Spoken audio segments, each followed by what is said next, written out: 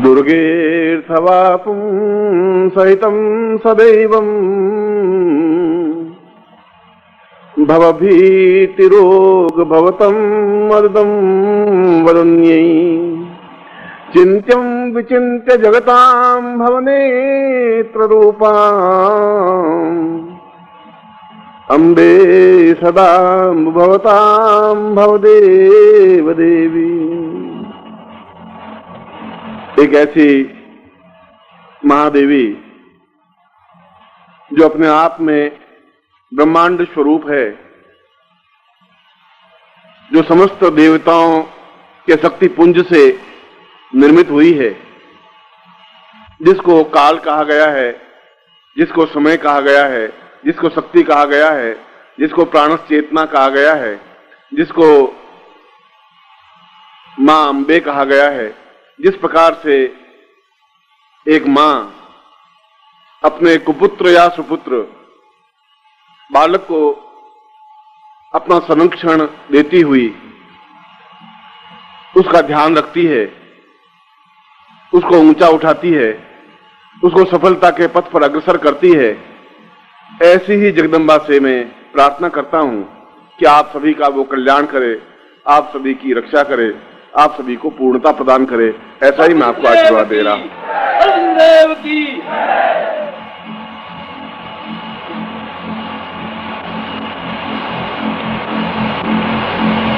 पूरे भारतवर्ष में और भारतवर्ष के बाहर भी कई बार शिष्यों के शिविर हुए, सन्यासी शिष्यों के भी और गृहस्थ शिष्यों के भी, और उन सभी शिविरों में एक गुरु रूप में मुझे जाने का अवसर भी मिला। उनको मिला भी जो शिष्य परिचित थे, जो अपरिचित थे, जो नवागत थे, जो कई वर्षों से थे, और उन सभी शिष्यों के मिलने के बावजूद भी इस पूरे जीवन में जब भी मैं कुछ ऐसे शिष्यों को देखता हूं जिनके हृदय में एक असीम प्रवाह होता है, जिसके हृदय में एक प्राणस चेतना होती है, जिसके हृदय की झंकार मेरे साथ जुड़ी होती है, तो जीवन का एक भाग आनंदमय हो जाता है।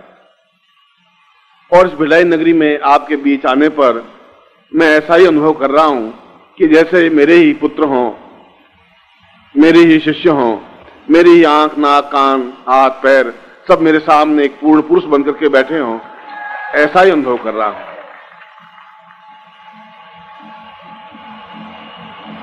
ये नवरात्रि का पर्व, और कोई भी नवरात्रि का पर्व सामान्य नहीं होता। सामान्य तो हम होते हैं, इसलिए सामान्य होते हैं कि हमने अपने आप को सामान्य समझ लिया है, और वो सामान्यता हमारे जीवन से उतर नहीं पा रही है। न सन्यासी शिष्य होता है, न गृहस्थ शिष्य होता है। आपके मानस से, दिमाग से, दिल से आप सन्यासी भी हो सकते हैं, आप गृहस्थ भी हो सकते हैं, आप भोगी भी हो सकते हैं, आप रोगी भी हो सकते हैं, आप योगी भी हो सकते हैं। ये तो आपके मानस चिंतन की बात है, और आपके मानस चिंतन में ये बात घर कर गई है कि हम गृहस्थ हैं और हम साधना में सफलता नहीं पा रहे। यदि आपके साथ एक समर्थ गुरु हो, आपके बीच में 10-15 वर्षों से, 50 वर्षों से हर बार जुड़ रहा, और उसके बाद भी आप सामान्य बने रह सकें, तो ये तो आपके मनस की कल्पना है, मानव की और आपके दिमाग की न्यूनता है, कमजोरी है। जब मैं ये कह रहा हूं कि आप न्यून है ही नहीं, आप कमजोर है ही नहीं, तो आपके मन से ये भ्रम मिटाना पड़ेगा। आपको ये छोड़ना पड़ेगा कि आप ये साधना में सिद्धि प्राप्त नहीं कर सकते, या भगवती जगदम्बा को साक्षात प्रकट नहीं कर सकते, या भगवती लक्ष्मी को आप अपने सामने साकार नहीं कर सकते। आप सभी अपने आप में समर्थ हैं, मगर आपके मन पर, क्योंकि आपका सारा जीवन मन के संवेगों के साथ प्रवाहित है, और मन के संवेग कहलाते हैं काम, क्रोध, लोभ, मोह, अहंकार, अटैचमेंट, प्यार, घृणा, तिरस्कार, घमंड, जो कुछ भी, ये सारे 32 संवेग हैं। आप इन संवेगों के साथ जिंदा हैं, जीवित हैं, और इन संवेगों की वजह से आपके मन पर बराबर धूल जमती रहती है, एक रेत जमती रहती है। एक मुंह देखने के शीशे को भी हम कुछ दिन नहीं पहुंचे तो उसके ऊपर भी रेत जम जाएगी, धूल जम जाएगी, यद्यपि आपने धूल फेंकी नहीं है। चारों तरफ का वातावरण ही ऐसा है। अगर आप अपने वॉश बेसिन के ऊपर शीशा लगा हुआ है और यदि आप 5-7 दिन उसको नहीं पहुंचे तो 8वें दिन आप चेहरे को साफ नहीं देख पाएंगे।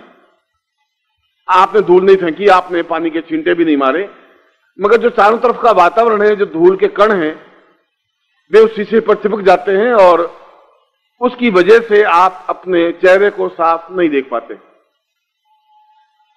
आपके मन पर भी ये चारों तरफ का वातावरण ऐसी ही धूल बराबर फेंक रहा है। मैं हर बार आपकी धूल पहुंचता जाता हूं, आप हर बार उसके ऊपर धूल जमाते जाते हैं।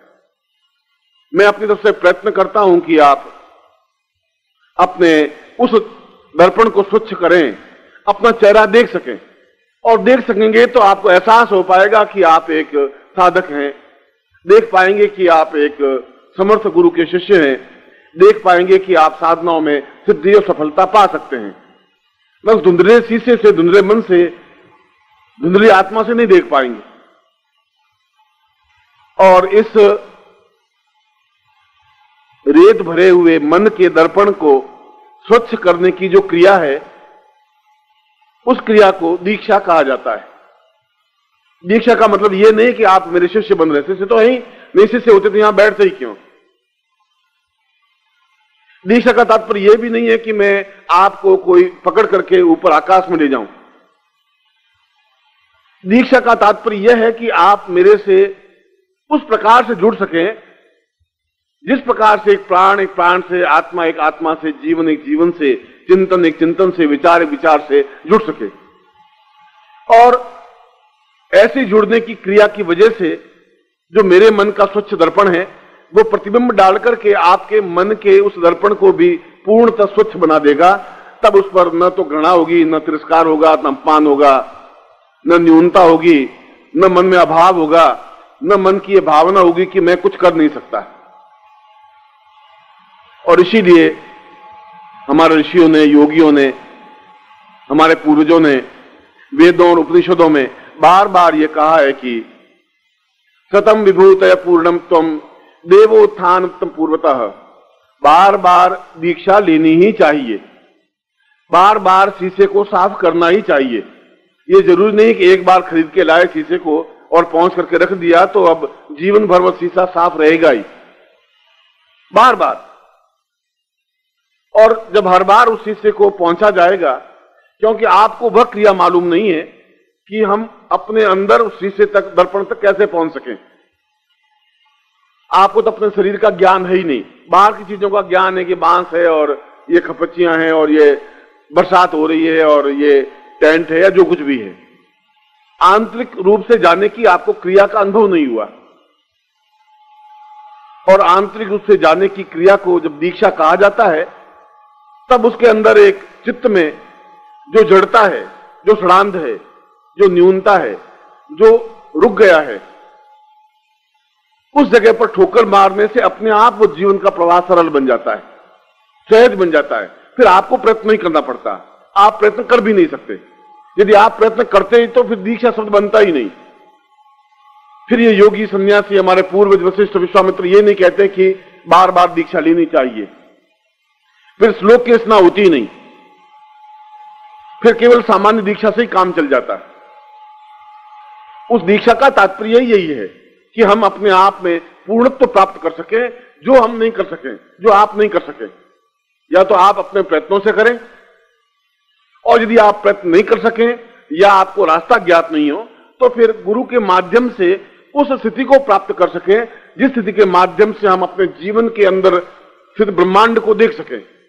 जब अर्जुन ने कहा कि मैं तो आपको समझ नहीं पा रहा हूं, आप कह रहे हैं कि आप 11वें अध्याय में कहा है कि 10वें अध्याय में कहा है कि आप अपने आप को कह रहे हैं आप बहुत महान हैं, और पेड़ों में आप कह रहे हैं कि मैं पीपल हूं, और ये आप कह रहे हैं कि मैं ब्रह्मांड हूं, मैं नदियों में गंगा हूं, मैं सागरों में समुद्र हूं।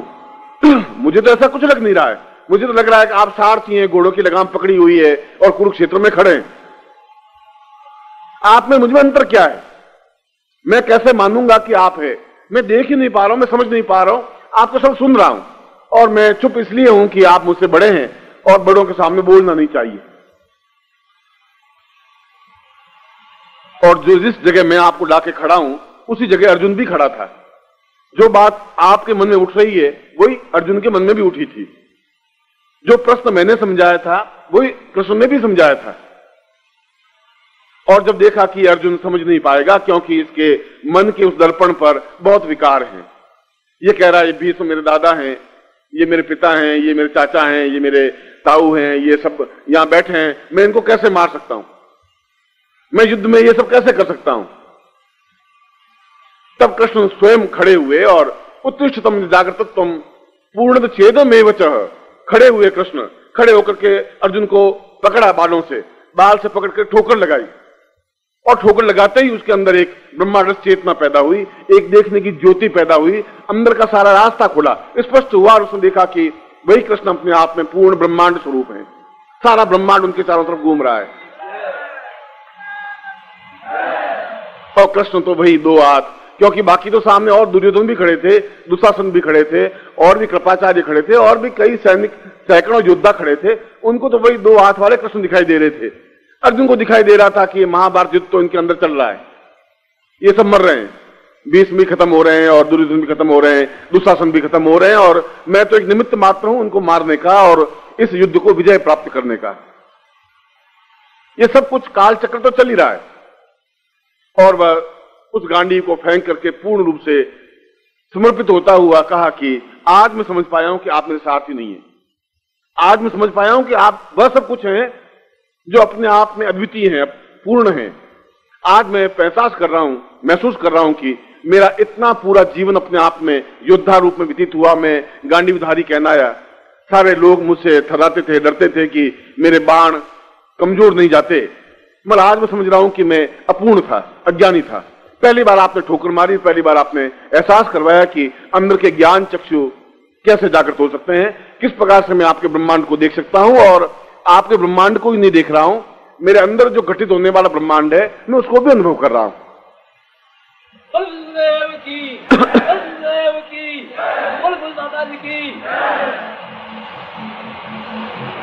आपके अंदर भी वैसा ही ब्रह्मांड घटित हो रहा है, आपके अंदर भी वैसी स्थिति बन रही है। और इस प्रसंग को लाने के पीछे मेरा मकसद यह था कि ये 9 दिन जो 7 दिन हमारे बीच में नवरात्रि के हैं, ये व्यर्थ में नहीं चले जाएं। ऐसा नहीं हो जैसे आप आए वैसा ही शीशा आपके पास लेकर के वापस घर नहीं चले जाएं। फिर वही पत्नी है, फिर वही पुत्र है, वही घर है, फिर बाहर है, फिर वही नौकरी है, फिर वही ऑफिसर है। जैसे आप आए वैसे के वैसे आप चले गए तो न जीवन में आपको पूर्णता प्राप्त हो पाएगी, न मैं आपको दे पाऊंगा।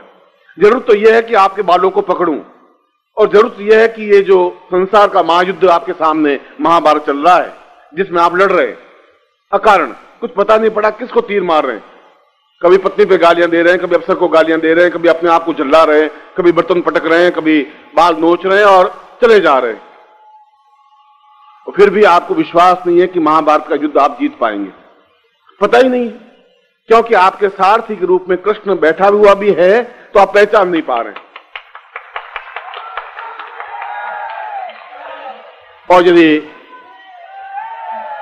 और यदि अर्जुन प्रश्न करता ही नहीं कि आप कौन है, कैसे मैं कैसे ब्रह्मांड को देखूं, आपको अपने आप में घटित होने वाले ब्रह्मांड को कैसे अनुभव करूं, कैसे उस सारे पूरे ब्रह्मांड को। और जब पूरे ब्रह्मांड है तो फिर वहां शिव भी है, वहां शक्ति भी है, जगदम्बा भी है, माया भी है, और वहां भौतिकता भी है, वहां आध्यात्मिकता भी है, वहां सब कुछ है।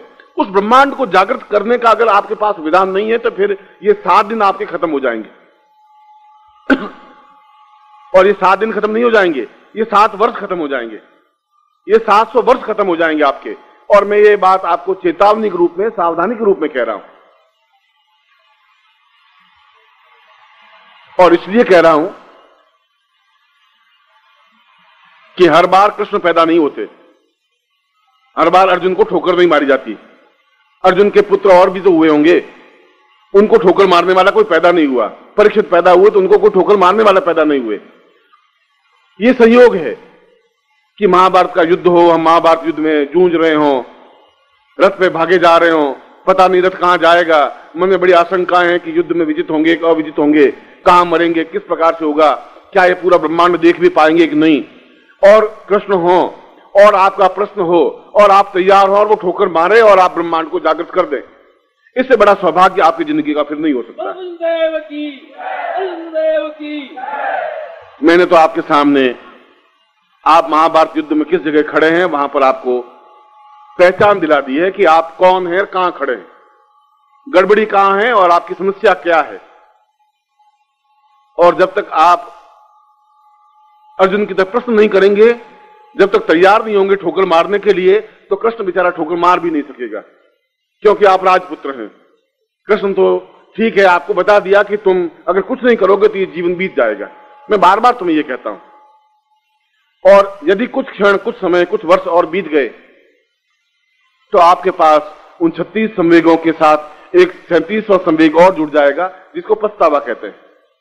उस पछतावे के अलावा कुछ नहीं रहेगा कि हमने समय पर पहचाना नहीं, सावधान नहीं हुए, हमने अनुभव नहीं किया, हम केवल स्वार्थ में लिप्त रह गए और केवल उस टेंट में जो 2-4 रुपए थे, जो कुछ हमारे पास पूंजी थी, जो कुछ हमारा चिंतन था, जो कुछ हमारा भ्रम था, जो कुछ संदेह था, उसको लिए, वो गठड़ी को लिए हुए वापिस आप अपने घर पहुंच गए।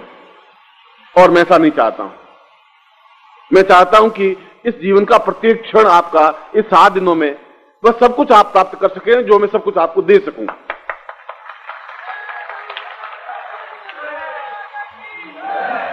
और देने की क्रिया के बीच में आवश्यकता है कि आप पात्र बने, लेने की क्रिया हो, खाली हो, मैं आपको दे सकूं। यह पहला दिन यहां पर जिन आयोजकों ने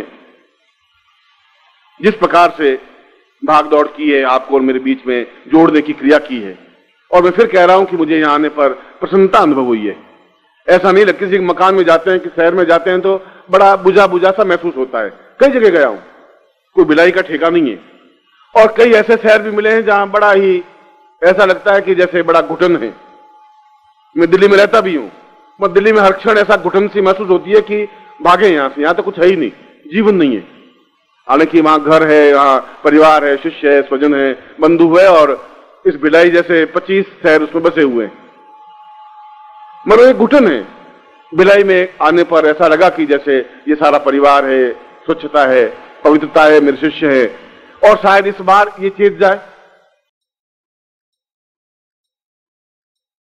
ओम परम तत्वाय नारायणाय गुरुभ्यो नमः।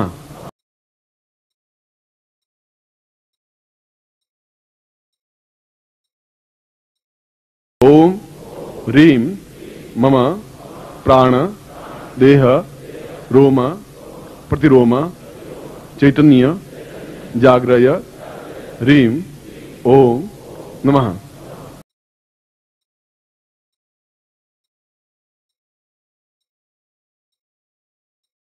ओम भूर्भुवः स्वः तत्सवितुर्वरेण्यं भर्गो देवस्य धीमहि धियो यो नः प्रचोदयात्।